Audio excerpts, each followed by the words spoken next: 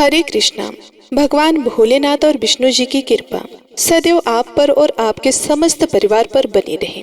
प्रिय भक्तों, वर्ष में आने वाली सबसे पवित्र दिनों में से एक है अक्षय तृतीया, जिसका कभी क्षय नहीं होता।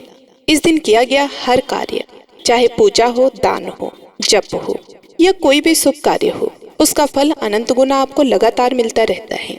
यह दिन एक ऐसा संयोग है जब आकाश भी आशीर्वाद बरसाता है और धरती भी धर्म में भीग जाती है। शास्त्रों में ऐसा कहा गया है कि अक्षय तृतीया का दिन जो हम दान पुण्य करते हैं, शुभ कर्म करते हैं, उसके फल हमें जन्म जन्मांतर तक प्राप्त होता रहता है।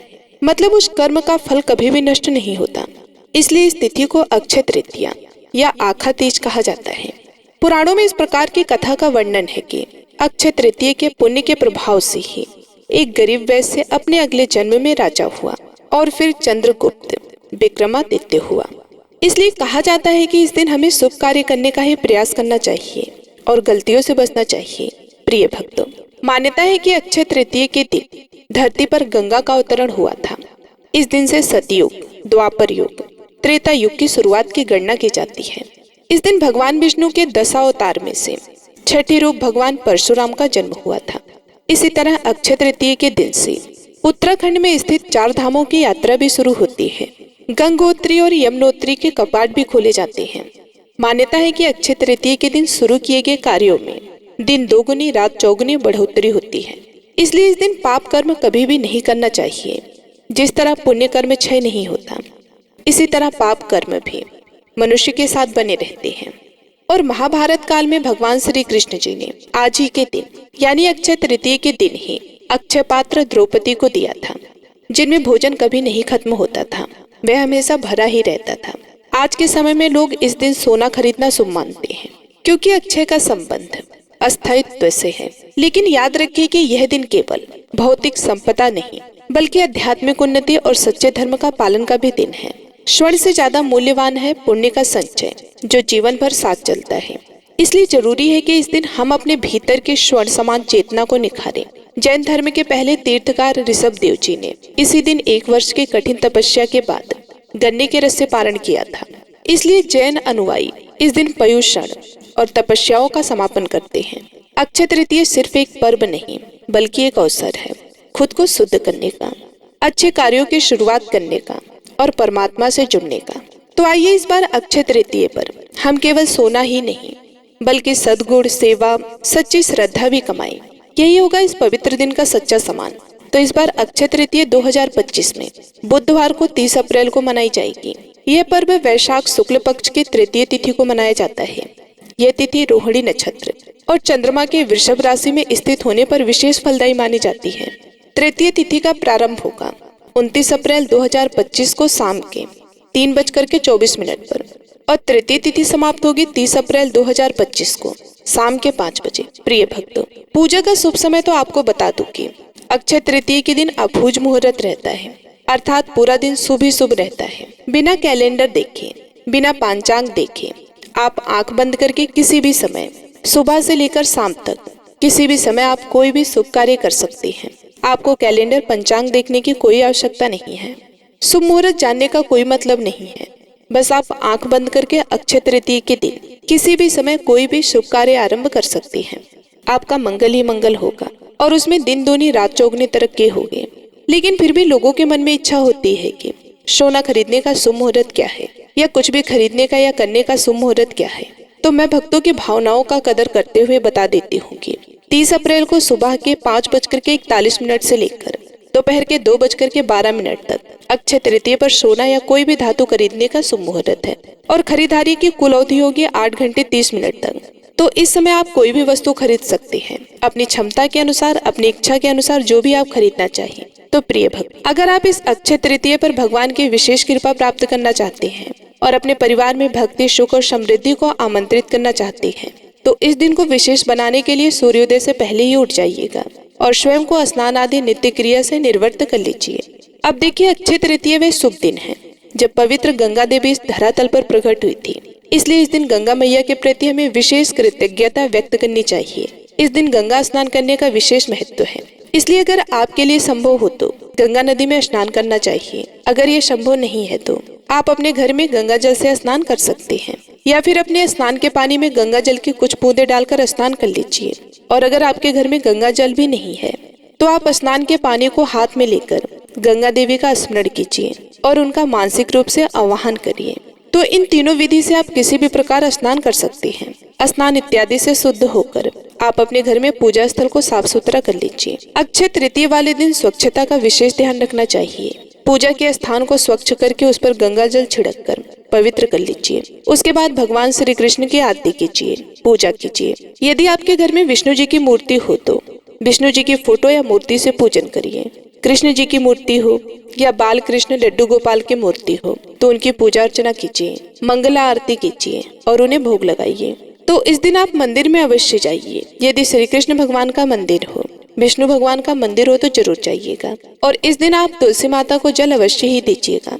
धूप दीप जलाइए, उनकी आरती कीजिए और फिर इस मंत्र का जप करिए। हरि प्रसाद जननी शुभ सौभाग्य वर्धिनी यादि व्याधि हरा देवी तुलसी त्वम नमस्तुते। इस मंत्र का आप जाप करिए। तुलसी माता के समक्ष उन्हें धूप दीप फूल और नैवेद्य अर्पित करें। लेकिन याद रहे, सिर्फ लक्ष्मी माता की पूजन करने से वे प्रसन्न नहीं होती। अगर आप सच में माता लक्ष्मी को प्रसन्न करना चाहते हैं तो आप उनके साथ साथ भगवान विष्णु की भी पूजा अवश्य कीजिए। अक्षय तृतीया के दिन भगवान का पवित्र नाम 1000 गुना फल प्रदान करने वाला है, जो अनंत काल तक आपके साथ रहता है। जिसमें कि एक मंत्र ये है, ओम नमो भगवते वासुदेवाय नमः, और दूसरा मंत्र है हरे कृष्णा कृष्णा कृष्णा हरे हरे, हरे रामा रामा रामा हरे हरे। इस महामंत्र का आप जप कीजिए। इससे अनंत पुण्य फल की प्राप्ति होगी। आप चाहे तो इस दिन भगवान के लिए स्वादिष्ट भोजन बनाकर उसमें तुलसी पत्र रखकर उन्हें अर्पित कीजिएगा और स्वयं भी इस प्रसाद को ग्रहण करें। बस याद रखिए कि भगवान को भोग लगाने वाली चीजों में लहसुन प्याज इत्यादि का प्रयोग ना करें और बिल्कुल शुद्ध सात्विक भोजन बनाकर भगवान को अर्पित करें। अक्षय तृतीया वाले दिन दान देने का विशेष महत्व है, इसलिए आप अपनी क्षमता के अनुसार किसी सुपात्र व्यक्ति को या वैष्णव को या किसी ब्राह्मण को दान दें। गौ माता को हरा चारा खिलाएं, पशु पक्षियों के प्रति प्रेम दिखाएं। ये दिए गए दान का पुण्य फल हमेशा आपके साथ रहेगा। इसलिए प्रत्येक व्यक्ति को अक्षय तृतीया के दिन अपनी क्षमता के अनुसार कुछ न कुछ दान अवश्य देना चाहिए। फिर चाहे वह वस्त्र हो, धन हो, भोजन हो या जल हो या फिर कोई फल हो। और ध्यान रहे, अक्षय तृतीया के दिन आपके घर आए किसी मेहमान ब्राह्मण को खाली हाथ नहीं लौटाना चाहिए। अपनी क्षमता के अनुसार और अपनी विवेक बुद्धि का उपयोग करके आप किसी न किसी प्रकार से उनकी सहायता करें, उन्हें दान दें। यदि आप इसमें भी सामर्थ्यवान नहीं है तो प्रसाद रूप में तुलसी का पत्ता भी दे सकते हैं। तुलसी देवी स्वयं भगवान श्री हरि विष्णु के प्रिय हैं और वे अपने साथ भगवान की भक्ति, समृद्धि, सौभाग्य लेकर आती हैं। इसलिए इस दिन आप तुलसी सेवा और तुलसी दान अवश्य करिए। अक्षय तृतीया के दिन आप किसी पवित्र धार्मिक पुस्तकों को अवश्य पढ़िएगा, जैसे कि श्रीमद् भागवत गीता। इन धार्मिक पुस्तकों को अवश्य ही पढ़िएगा। यदि नहीं है तो आप श्रवण कर लीजिएगा। इस दिन भगवान की कथा महिमा को खूब प्रेम से सुनिएगा। आप चाहे तो इस दिन भागवत गीता का दान भी कर सकते हैं और इसका प्रचार प्रसार भी कर सकते हैं।